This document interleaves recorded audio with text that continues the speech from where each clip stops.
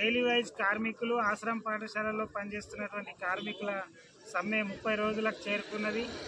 ఈరోజు రేపు ఎల్లుండి 72 గంటల పాటు రాష్ట్ర వ్యాప్తంగా ఉన్న ఐటీడీఏ కేంద్రాల వద్ద దిగ్బంధనం, అట్లాగే ఐటీడీఏల ముందు ధర్నాకు జేఏసీగా పిలుపునిచ్చారు.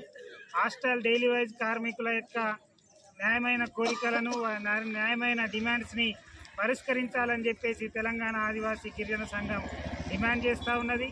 ఎక్కడైనా ప్రభుత్వాలు కార్మికుల యొక్క జీతాలు పెంచుతాయి, కానీ దౌర్భాగ్యం ఏంటిదంటే అధికారుల నిర్లక్ష్యము, పాలకుల యొక్క నిర్లక్ష్యము మా ఆదివాసీ గిరిజనులు ఎవరైతే హాస్టల్ డైలీ వైజ్ పనిచేస్తున్నారో ఈ ప్రభుత్వం ఉల్టా జీతాలు తగ్గిస్తున్నది.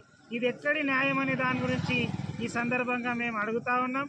హాస్టల్లో ప్రతి పిల్లవాడికి కనీస సౌకర్యాలు, రోజువారీగా ఫుడ్డు, ప్రతి పిల్లవాడు నా పిల్లవాడుగా అని మా ఆదివాసీ పిల్లల్ని హక్కున చేర్చుకొని వాళ్ళకు బువ్వ పెడుతున్నటువంటి, వాళ్ళ సౌకర్యాలు చూస్తున్నటువంటి మా కార్మికుల యొక్క కొట్టడం సరైంది కాదు.